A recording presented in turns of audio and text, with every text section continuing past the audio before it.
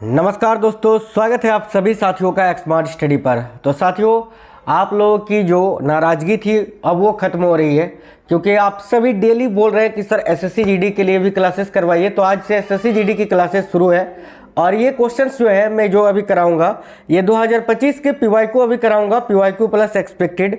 तो बड़े ही important questions रहेंगे जिसमें जीके के और हिंदी के क्वेश्चंस में अभी आपको कराऊंगा। आज की इस वीडियो में टॉप 80 क्वेश्चंस आपको करवाएंगे, पूरे 80 सवाल रहेंगे जिसमें बहुत ही इंपॉर्टेंट क्वेश्चंस रहेंगे। आपके 2025 का जो अभी एसएससी जीडी कांस्टेबल का पेपर हुआ है उसमें पूछे गए क्वेश्चंस हैं। तो क्लास बहुत ही इंपॉर्टेंट है, आपको क्लास कंप्लीट देख लेना है। बिना देरी किए हुए क्लास को शुरू करते हैं। साथियों, हिंदी के भी मैंने एक सेट लिया है, हिंदी का भी क्वेश्चंस आपको कराऊंगा और ज़्यादा क्वेश्चंस जो है जीके जीएस का आज के इस क्लास में डिस्कस करेंगे। टोटल 80 क्वेश्चंस आज देखेंगे। तो चलिए शुरू करते हैं। और डेली अब आपको जो है एसएससी जीडी की सेट्स और क्लासेस देखने को मिलेगी। तो पहला क्वेश्चन जो है, क्वेश्चन है सार्वजनिक परीक्षा। ठीक है, सार्वजनिक परीक्षा विधेयक 2024 के अंतर्गत परीक्षा के दौरान अनुचित व्यवहार या अपराध में शामिल व्यक्तियों के लिए निर्दिष्ट जुर्माना राशि कितनी है। काफ़ी अच्छा सवाल है।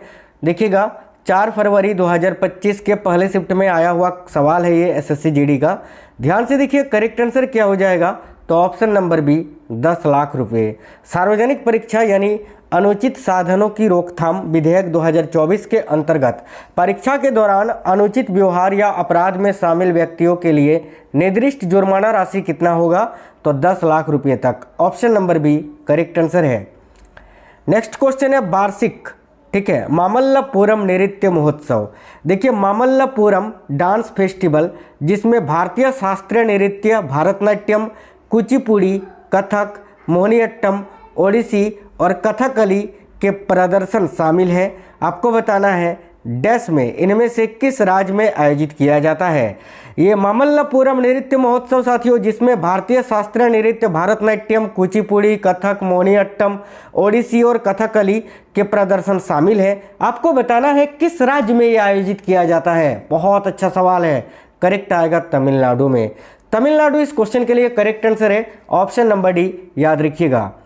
आगे देखिए, नेक्स्ट सवाल है माइकल फेराडे ने विद्युत ट्रांसफार्मर और जनरेटर के पीछे के सिद्धांत यानी विद्युत चुंबकीय प्रेरण की खोज किस वर्ष की थी। यहाँ साइड में मैंने हर एक क्वेश्चन में, ठीक है, आपको डेट और शिफ्ट लिख दिया है कि किस डेट को ये क्वेश्चन आया था और कौन से शिफ्ट में।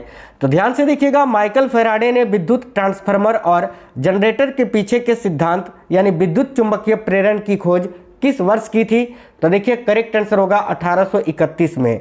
Option number D correct answer है 1831। ध्यान से देखिएगा, क्वेश्चंस रिपीट होते हैं, हमेशा से ही रिपीट होते हैं। पीवाईक्यू बहुत इंपॉर्टेंट है आपके लिए। Option number D correct answer हो जाएगा 1831। ठीक है, अगला क्वेश्चन है भारतीय संविधान के भाग 3 में किसका उल्लेख किया गया है। भारतीय संविधान का जो भाग 3 है इसमें क्या उल्लेखित है। तो देखिए, करेक्ट आंसर होगा साथियों मौलिक अधिकार। मौलिक अधिकार का उल्लेख जो है संविधान के अनुच्छेद 12 से लेकर 35 तक में है और भाग 3 में है। देखिए, मौलिक अधिकार की अगर बात करें तो यूएसए यानी यूनाइटेड स्टेट्स ऑफ अमेरिका के संविधान से ये लिया गया है। राज्य के नीति निर्देशक तत्वों की बात करें अगर, राज्य के नीति निर्देशक सिद्धांत, तो इसका उल्लेख संविधान के भाग 4 में है और इसको आयरलैंड के संविधान से लिया गया है जो कि अनुच्छेद 36 से लेकर 51 तक में वर्णित है। दोनों बहुत ज़्यादा पूछा जाता है, याद रखना। नागरिकता संबंधी प्रावधान संविधान के भाग 2 में है और मौलिक कर्तव्य का प्रावधान संविधान के भाग 4 का ए में किया गया है। अगला क्वेश्चन है 2 अक्टूबर 2022 गांधी जयंती के रूप में महात्मा गांधी की कितनीवीं जयंती मनाई गई। आपको बताना है, बताइए 2 अक्टूबर 2022 को जो गांधी जयंती मनाया गया उसमें गांधी जी की कितनीवीं जयंती मनाई गई थी। तो 2022 में 153वीं जयंती मनाई गई थी साथियों, याद रखना। देखिए, 2023 में अगर पूछे तो 2023 में इनकी कितनी जयंती, 154वीं जयंती मनाई गई। 2024 की अगर बात करें तो 24 में 155वीं जयंती मनाई गई। इसके अलावा 2025 में 156वीं जयंती मनाई गई है और अभी 2026 में जो है साथियों 157वीं जयंती मनाई जाएगी, याद रखेंगे। अगला सवाल है पृथ्वी पर 2 सबसे अधिक वर्षा वाले स्थान कौन से हैं जहां एक वर्ष में 1080 सेंटीमीटर से अधिक वर्षा होती है। बताइए, काफ़ी अच्छा सवाल है कि पृथ्वी पर 2 सबसे अधिक वर्षा वाले स्थान कौन से हैं जहां एक वर्ष में 1080 सेंटीमीटर से अधिक वर्षा होती है। तो देखिए करेक्ट आएगा चेरापूंजी और मौसिनराम में। ये मेघालय में स्थित है, बेसिकली याद रखना, ठीक है। तो चेरापूंजी और मौसिनराम करेक्ट आंसर होगा ऑप्शन नंबर बी। अगला क्वेश्चन है हरित क्रांति अर्थव्यवस्था के किस क्षेत्र से संबंधित है। देखिए हरित क्रांति की अगर बात करें तो ये कृषि क्षेत्र से संबंधित है। हरित क्रांति की शुरुआत भारत में किसने की थी, तो डॉक्टर MS स्वामीनाथन जी ने। कब, 1966-67 में। और साथियों ऐसा भी क्वेश्चन पूछा जाता है कि भारत में हरित क्रांति की शुरुआत किस पंचवर्षीय योजना के दौरान हुई थी, तो याद रखना तीसरी पंचवर्षीय योजना के दौरान। और दशक भी पूछा जाता है तो याद रखना 1960 के दशक में। चलिए आगे देखिए, भारत में पहले एशियाई खेल कहाँ आयोजित किए गए थे। तो भारत में पहले एशियाई खेल जो है ये नई दिल्ली में आयोजित किए गए थे। ऑप्शन नंबर सी करेक्ट होगा, नई दिल्ली। वर्ष भी याद रखना 1951 में, ठीक है।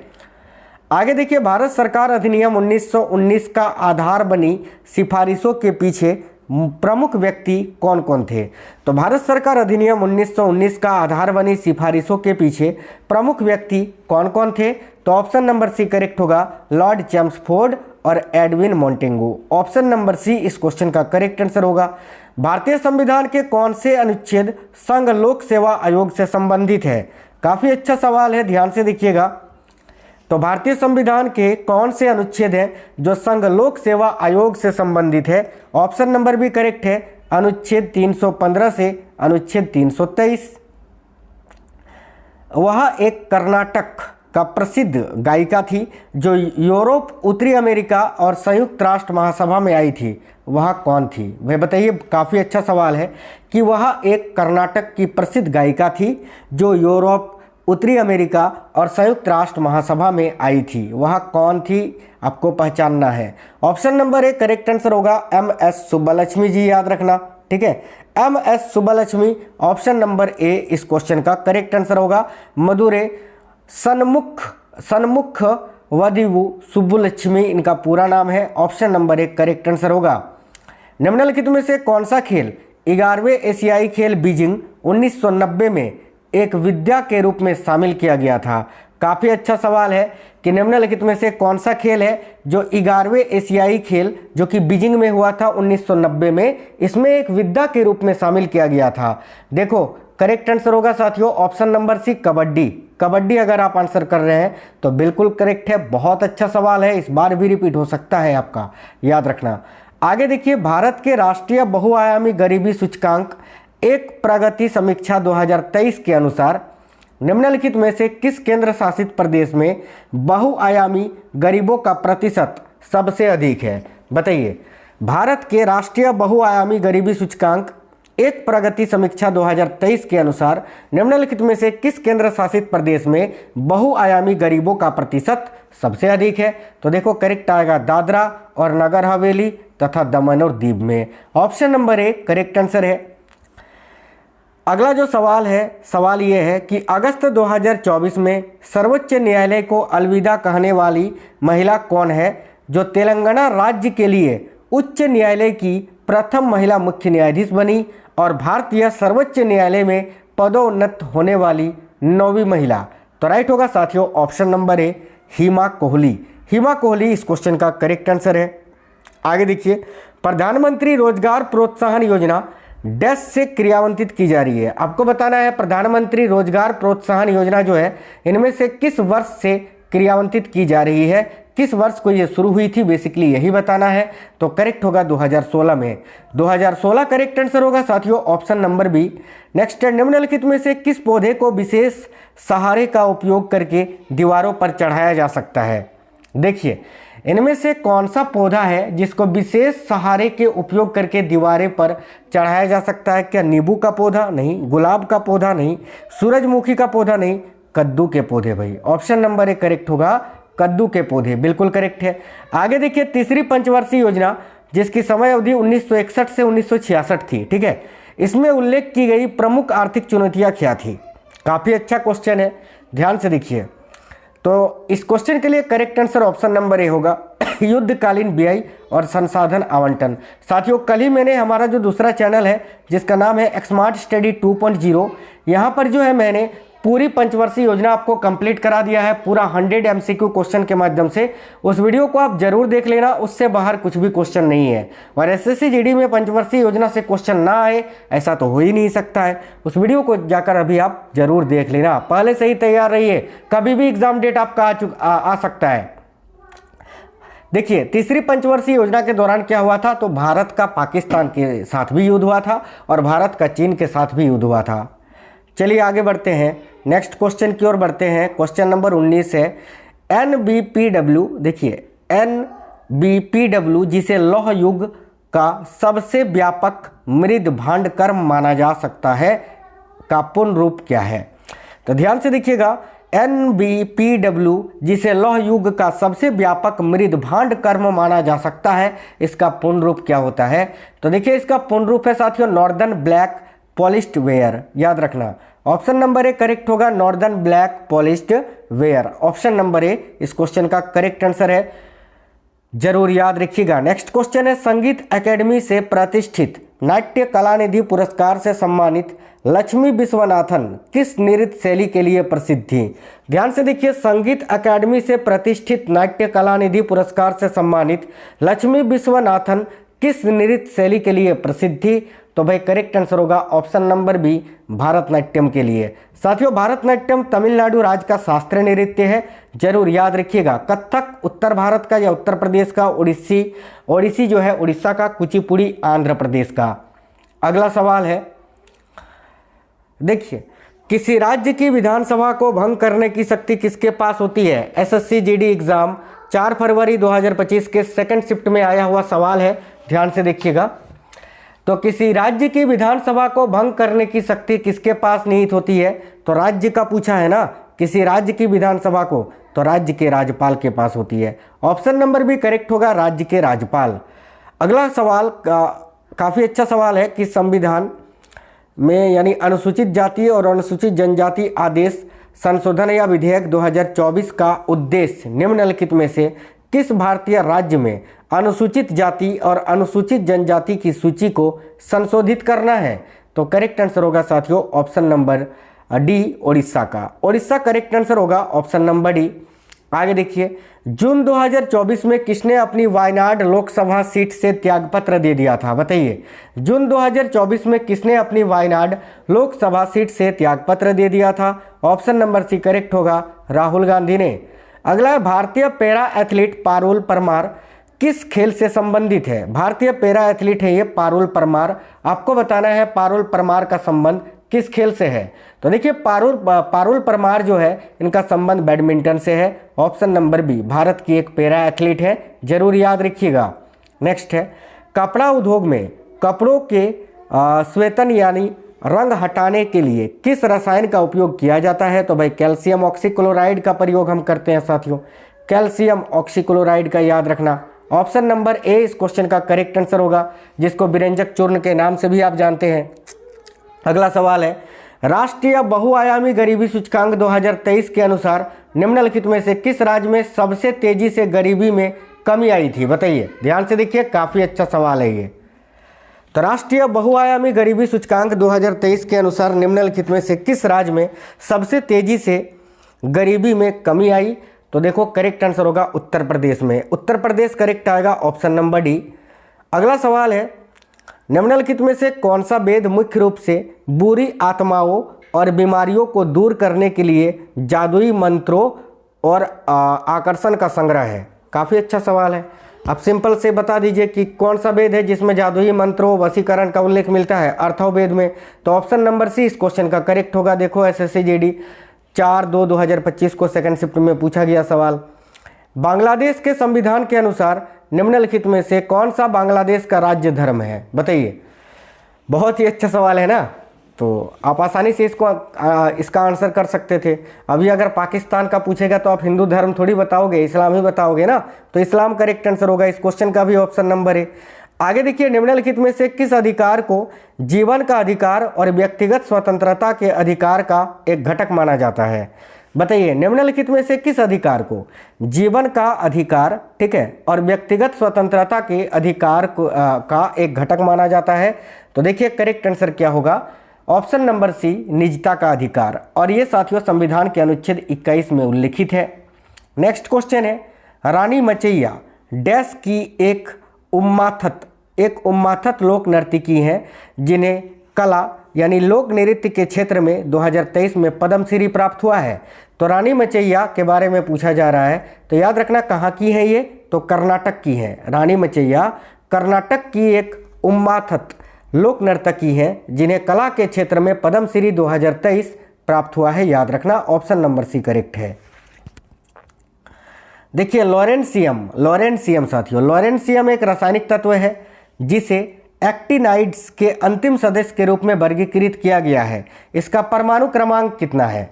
तो देखिए ऐसे भी हैं, एसएससी जीडी में केवल हल्के क्वेश्चन नहीं आते हैं, बहुत अच्छे सवाल आते हैं। ध्यान से देखो, लॉरेंशियम जो है एक रासायनिक तत्व है जिसे एक्टिनाइड्स के अंतिम सदस्य के रूप में वर्गीकृत किया गया है। इसका परमाणु क्रमांक कितना है? तो करेक्ट आंसर होगा 101। ऑप्शन नंबर सी करेक्ट है, 101। चलिए आगे बढ़ते हैं, ठीक है, नेक्स्ट क्वेश्चन की ओर देख लेते हैं। अगला क्वेश्चन, माफी चाहते साथियों, लॉरेंशियम का परमाणु क्रमांक बताना है ना, तो 103 होता है। Option number B correct answer होगा 103। यहाँ पर जो है ध्यान रखिएगा, 101 नहीं 103 यहाँ आपको आंसर करना है, यानी ऑप्शन नंबर बी जो है इस क्वेश्चन के लिए बिल्कुल करेक्ट आंसर हो जाएगा, ठीक है। चलिए आगे देखिए, कलिंग महोत्सव किस राज्य में मनाया जाता है? काफ़ी अच्छा सवाल है, एसएससी जीडी 4 फरवरी 2025 के सेकंड शिफ्ट में पूछा गया सवाल। तो कलिंग महोत्सव किस राज्य में मनाया जाता है? ध्यान से देखिएगा, करेक्ट आंसर होगा साथियों उड़ीसा में। उड़ीसा अगर आप आंसर कर रहे हैं, ऑप्शन नंबर सी बिल्कुल करेक्ट आंसर हो जाएगा। चलिए आगे देखिए, अगला सवाल है, 1947 में जब भारत को स्वतंत्रता प्राप्त हुई तब ब्रिटिश प्रधानमंत्री कौन थे? बताइए 1947 में जब भारत को स्वतंत्रता प्राप्त हुई थी तब ब्रिटिश प्रधानमंत्री यानी इंग्लैंड के प्रधानमंत्री कौन थे उस समय? तो देखो करेक्ट होगा क्लीमेंट एटली। सिंपल सा क्वेश्चन था, ऑप्शन नंबर सी करेक्ट है, क्लीमेंट एटली। प्रथम पंचवर्षीय योजना जो कि 1951 से 1956 तक चली थी, इसका मुख्य लक्ष्य क्या था? तो देखो करेक्ट होगा कृषि का विकास।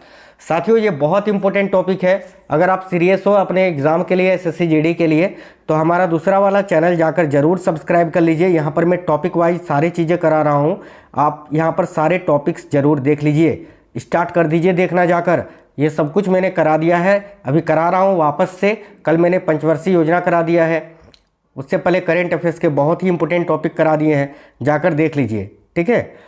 चलिए आगे देखिए, अगला सवाल है, पंचवर्षीय योजना का निम्नलिखित में से कौन सा लक्ष्य सीधे जनता से संबंधित है? बताइए पंचवर्षीय योजना का निम्नलिखित में से कौन सा लक्ष्य है जो कि सीधे भाई जनता से संबंधित है? देखो करेक्ट आंसर होगा ऑप्शन नंबर ए, समता बिल्कुल करेक्ट आंसर होगा, ऑप्शन नंबर ए। अगला है, नीलगिरी सबसे पुरानी पर्वत श्रृंखलाओं में से एक है, यह किन 3 राज्यों के त्रिसीमा पर स्थित है? बताइए नीलगिरी जो है सबसे पुरानी पर्वत श्रृंखलाओं में से एक है, यह किन 3 राज्यों के त्रिसीमा पर स्थित है?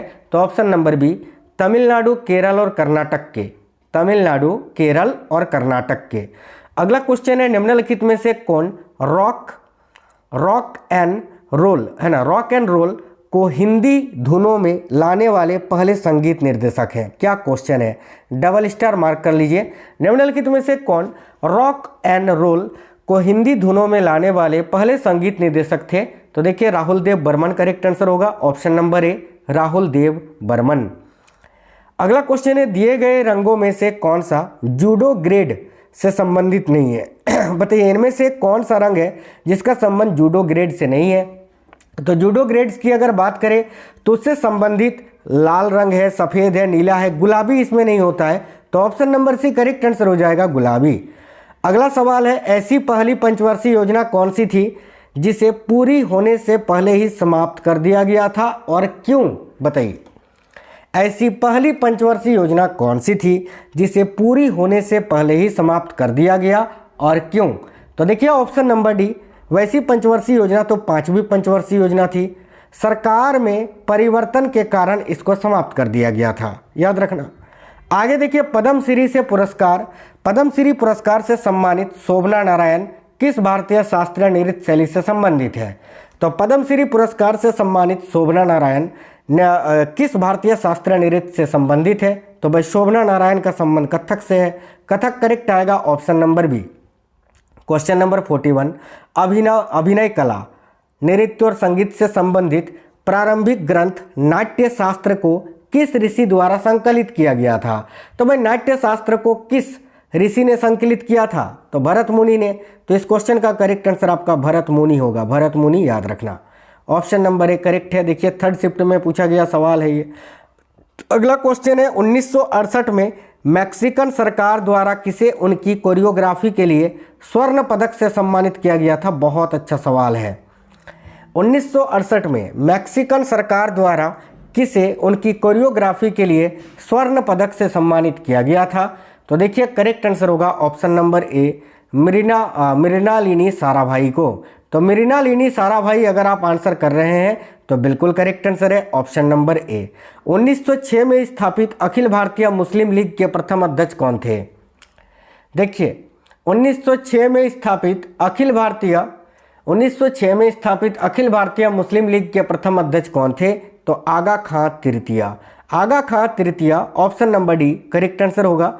अगला है बास्केटबॉल के खेल में प्रत्येक बास्केट में 18 देखिए 18 माफ करना यार, ध्यान से देखिए, एक सेकंड ध्यान से देखिएगा। बास्केटबॉल के खेल में प्रत्येक बास्केट में 18 इंच लंबाई के सफेद कार्ड नेट के साथ डैश यानी कितने इंच के आंतरिक व्यास वाली एक दाब मोचन NBA अनुमोदित धातु सुरक्षा रिंग होगी? तो देखिए करेक्ट आंसर हो जाएगा साथियों 18 इंच वाली ही। ऑप्शन नंबर सी इस क्वेश्चन के लिए आपका बिल्कुल करेक्ट आंसर हो जाएगा। चलिए आगे देखिए। एक चिकनी क्षैतिज पर d दूरी तय करने वाली m द्रव्यमान की एक पुस्तक के लिए गुरुत्वाकर्षण बल के द्वारा किया गया कार्य क्या होगा? तो देखो एक चिकनी क्षैतिज मेज पर d दूरी तय करने वाली m द्रव्यमान की एक पुस्तक के लिए गुरुत्वाकर्षण बल के द्वारा किया गया कार्य जो है वो वर्क बराबर F इंटू डी।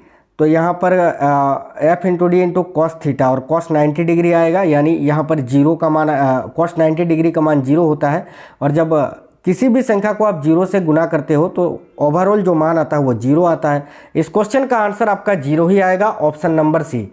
आगे देखिए नेक्स्ट क्वेश्चन है, निम्नलिखित में से किसे जून 2024 में जनजातीय कार्य मंत्री के रूप में नियुक्त किया गया? काफ़ी अच्छा सवाल है। जून 2024 में जनजातीय कार्य मंत्री के रूप में किसे नियुक्त किया गया था? तो करेक्ट आंसर होगा option number B, Jual Oram को। जुएल ओराम करेक्ट आंसर है। अगला बसंत त्योहार, ठीक है, देखिए बसंत त्योहार अली ए लिगांग भारतीय राज्य इनमें से किस भारतीय राज्य में फागुन महीने के पहले बुधवार को मनाया जाता है? बताइए, काफ़ी अच्छा सवाल है। तो बसंत त्योहार अली ए लिगांग जो है साथियों असम में मनाया जाता है, याद रखना। भारतीय राज्य असम में फागुन महीने के पहले बुधवार को मनाया जाता है, तो असम करेक्ट आंसर हो जाएगा। अगला भारतीय शास्त्रीय संगीतकार और ताल वादक येल्ला वेंकटेश्वर राव द्वारा कौन सा संगीत वाद्य यंत्र बजाया जाता है? बताइए, भारतीय शास्त्रीय संगीतकार और ताल वादक येल्ला वेंकटेश्वर राव द्वारा कौन सा संगीत वाद्य यंत्र बजाया जाता है? करेक्ट आंसर होगा साथियों मृदगम। मृदगम करेक्ट आएगा, ऑप्शन नंबर बी। नेक्स्ट है, वह सबसे प्रसिद्ध शक शासक कौन था जो गिरनार में अपने शिलालेख के लिए जाना जाता है? बताइए, वह सबसे प्रसिद्ध शक शासक कौन था जो गिरनार में अपने शिलालेख के लिए जाना जाता है? तो वह देखिए करेक्ट आएगा रुद्रदमन। रुद्रदमन करेक्ट है, ऑप्शन नंबर सी। अगला, निम्नलिखित में से कौन सा वह प्रमुख कारक है जिसने वैश्वीकरण को सुगम बनाया था? देखिए, कौन सा प्रमुख कारण है जिसने वैश्वीकरण को सुगम बनाया था? ऑप्शन नंबर बी, प्रौद्योगिकी में तीव्र सुधार। ऑप्शन नंबर बी करेक्ट है साथियों।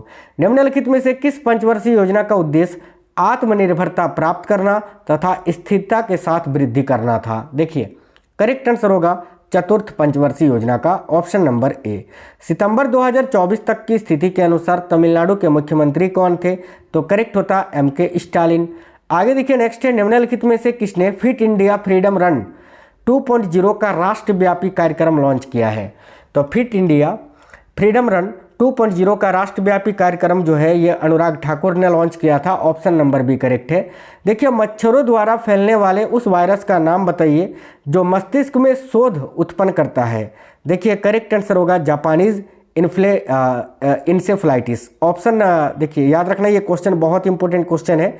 Japanese encephalitis, option number D इस क्वेश्चन के लिए करेक्ट आंसर आपका हो जाएगा। आगे देखिए, निम्नलिखित में से कौन सा भारतीय अर्थव्यवस्था के तृतीयक क्षेत्र से संबंधित है? बताइए, इनमें से निम्नलिखित में से कौन सा भारतीय अर्थव्यवस्था के तृतीयक क्षेत्र से संबंधित है? तो करेक्ट आंसर हो जाएगा ऑप्शन नंबर बी साथियों, लोक प्रशासन। ठीक है, अगला देखिए, 2011 की जनगणना के अनुसार निम्नलिखित में से किस प्रवासन धारा का प्रतिशत सबसे अधिक है? तो 2011 की जनगणना के अनुसार निम्नलिखित में से किस प्रवासन धारा का प्रतिशत सबसे अधिक है? करेक्ट आंसर होगा ग्रामीण से ग्रामीण का। ग्रामीण से ग्रामीण करेक्ट होगा ऑप्शन नंबर डी। ये क्वेश्चन फिर से रिपीट हो सकता है, वेरी वेरी इंपॉर्टेंट सवाल है, याद रखना, ग्रामीण से ग्रामीण तक। आगे देखिए, अगला क्वेश्चन है, भारतीय संविधान के किस संशोधन के अंतर्गत संपत्ति के अधिकार को मौलिक अधिकारों की सूची से हटा दिया गया था? सिंपल सा क्वेश्चन है, 44वें संशोधन 1978 के द्वारा साथियों। चलिए आगे देखिएगा, धिवेही भारत के किस पड़ोसी देश की राजभाषा है? तो धिवेही जो है, धिवेही भारत के किस पड़ोसी देश की राजभाषा है? तो मालदीव की। मालदीव करेक्ट आंसर होगा ऑप्शन नंबर ए। निम्नलिखित में से क्या भारत में किसी राज्य के राज्यपाल की शक्ति के अंतर्गत नहीं आता है? तो देखना, निम्नलिखित में से क्या भारत में किसी राज्य के राज्यपाल की शक्ति के अंतर्गत नहीं आता है? तो राज्यपाल की शक्ति कौन सी नहीं है? देखिए, विधायी शक्ति, कार्यपालिका शक्ति, विवेक अधिकार, अनिवार्य शक्ति नहीं आती है। तो ऑप्शन नंबर सी इस क्वेश्चन का करेक्ट आंसर होगा। निम्नलिखित में से कौन सा सबसे खारा जल निकाय है जो पूर्व में जॉर्डन और पश्चिम में इजराइल की सीमा से लगा हुआ है? तो देखिए, राइट होगा डेड सी, यानी मृत सागर। ऑप्शन नंबर सी करेक्ट है। आगे देखिए, अगला क्वेश्चन है, खिन्न का विलोम शब्द क्या है? साथियों, 4 फरवरी के मॉर्निंग शिफ्ट में पूछा गया सवाल है हिंदी का। ध्यान से देखिए, हिंदी के क्वेश्चंस आएंगे, उसके बाद फिर कुछ स्टैटिक जी के क्वेश्चन करवाएंगे। तो खिन्न का विलोम शब्द आपको बताना था। तो देखिए, खिन्न का जो विलोम शब्द होता है वो होता है साथियों प्रसन्न, याद रखना। ऑप्शन नंबर बी इस क्वेश्चन का करेक्ट आंसर होगा प्रसन्न। एक क्वेश्चन था, तोता उड़कर पेड़ की डैश, यहाँ पर देखो रिक्त स्थान है, आपको बताना है निम्नलिखित में से देशज शब्द का शब्द युक्त विकल्प चुनकर वाक्य पूर्ण करे। तो तोता उड़कर पेड़ की, देशज शब्द आपको चुनना था, तो शाखा पर नहीं, टहनी पर नहीं, फुनगी, फुनगी पर बैठ गया। ये फुनगी जो है देशज शब्द है। तो ऑप्शन नंबर सी आपका करेक्ट आंसर होगा कि तोता उड़कर पेड़ की फुनगी पर बैठ गया। Option number C correct answer होता। एक क्वेश्चन देखिए, निम्न वाक्य में से किस पद पर त्रुटि है, पहचानिए। ये वाक्य दिया गया है आपको, इसमें कहाँ पर त्रुटि है यही आपको पहचानना था। मेले में विद्यार्थियों की कई टोलियाँ थी, तो भाई इसमें कौन सा गलत है? तो मेले में विद्यार्थियों की कई टोलियाँ, ये टोलियाँ जो है आपका त्रुटि है। तो टोलियाँ ऑप्शन नंबर ए इस क्वेश्चन के लिए करेक्ट आंसर हो जाता, तो क्योंकि त्रुटि आपको पहचानना था। इसी प्रकार से हिंदी के भी क्वेश्चंस इस बार भी आएंगे, बिल्कुल सिंपल, आसानी से आप कर लोगे। देखो, निम्नलिखित में से बहुवचन से संबंधित वाक्य कौन सा है? देखो, प्रेम तुम्हारे मामा है, प्रेम तुम्हारे मामा है, यानी देवराज अत्यंत वीर है, वह एक दाता है। प्रेम और हरि तुम्हारे मामा है, ये देखो बहुवचन शब्द है। ऑप्शन नंबर डी इस क्वेश्चन का करेक्ट आंसर हो जाएगा। रिक्त स्थान की पूर्ति सार्थक और निरर्थक शब्द युग्म से आपको करना है। और देखिए, ये जो यहाँ पर रिक्त स्थान, आपको रिक्त स्थान के लिए यहाँ पर खाली जगह है ना। तो जीवन में हमेशा मनुष्य को डैश रास्ते से गुजरना पड़ता है, बताइए रिक्त स्थान पर क्या आएगा? तो भाई जीवन में हमेशा मनुष्य को टेढ़े मेढ़े, option number D correct answer होगा साथियों। देखो, टेढ़े मेढ़े रास्ते से गुजरना पड़ता है, तो option number D correct answer होगा। विष्णु के लिए पर्यायवाची शब्द आपसे पूछा था, तो विष्णु का पर्यायवाची शब्द इनमें से कौन सा होता है? तो इनमें से एक जनार्दन होता है। ऑप्शन नंबर सी करेक्ट होता है जनार्दन। निम्नलिखित में से विशेषण युक्त पद नहीं है, बताना है इनमें से कौन सा एक विशेषण युक्त पद नहीं है।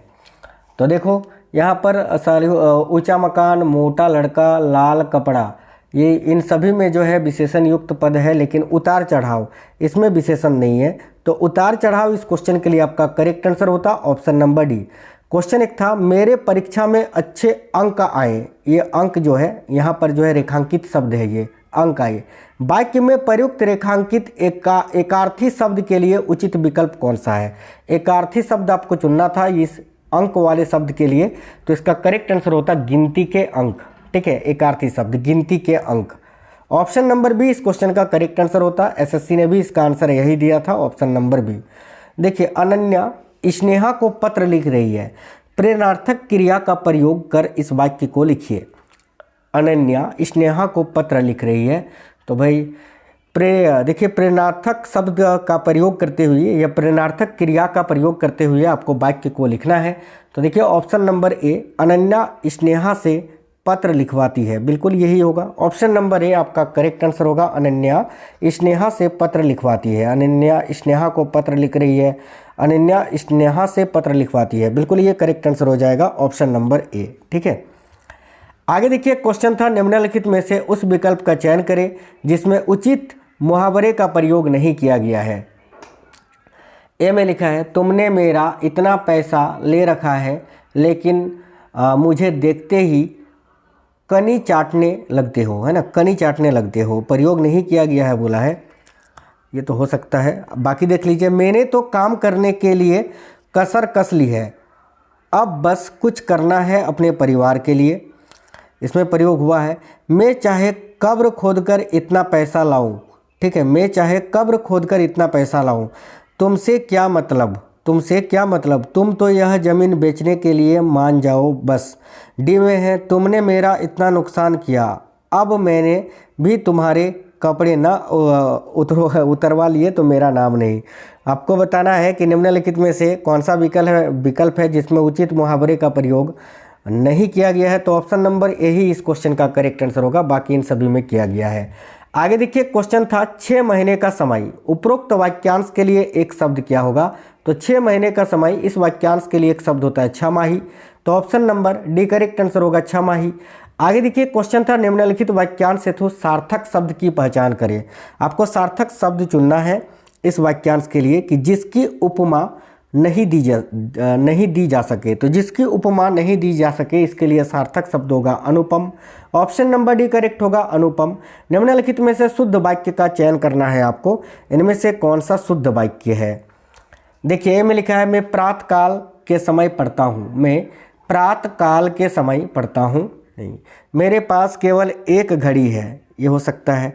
इसके बाद क्या हुआ? ये भी नहीं होगा। ये कैसे संभव हो सकता है? ऑप्शन नंबर बी केवल शुद्ध वाक्य है कि मेरे पास केवल एक घड़ी है। आगे देखिए, यह वस्तु ग्रह है, यह वस्तु ग्रह है, उपयुक्त वाक्य में ग्रह शब्द का विलोम शब्द विलोम चयन करना है। तो देखिए ग्रह जो शब्द होता है इसका विलोम शब्द क्या होता है साथियों, याद रखिएगा, इसका विलोम शब्द आपका होता है त्याग। Option number D correct answer होगा त्याग। इनमें से किस वाक्य में त्रुटि नहीं है? आपको बताना है किसमें त्रुटि नहीं है। ए में लिखा है, तुम्हारा गांव किसका है, तुम्हारा गांव किसका है, इसमें त्रुटि है। देखो किसका है, यहाँ पर देखो प्रश्नवाचक चिन्ह लगा हुआ है, त्रुटि है। मोहन का व्यवहार अच्छा नहीं है, ये सही है। आपकी बातें बहुत मीठा है, ये भी आपका गलत है, इसमें भी त्रुटि है। मोहन का व्यवहार अच्छी नहीं है, यार अच्छा होता है, ये भी गलत है। ऑप्शन नंबर बी सही है कि मोहन का व्यवहार अच्छा नहीं है, इसमें त्रुटि नहीं है, बाकी इन तीनों में त्रुटि है, तो option number B correct answer हो जाएगा। आगे देखिए नेक्स्ट सवाल है साथियों, क्षेत्रीय ग्रामीण बैंकों की स्थापना कब हुई थी? ये एक्सपेक्टेड क्वेश्चन मैंने ऐड किया है। तो क्षेत्रीय ग्रामीण बैंकों की स्थापना कब हुई थी? देखो करेक्ट होगा 1975 में। अगला है, स्वर्ण जयंती ग्राम स्वरोजगार योजना कब शुरू की गई थी?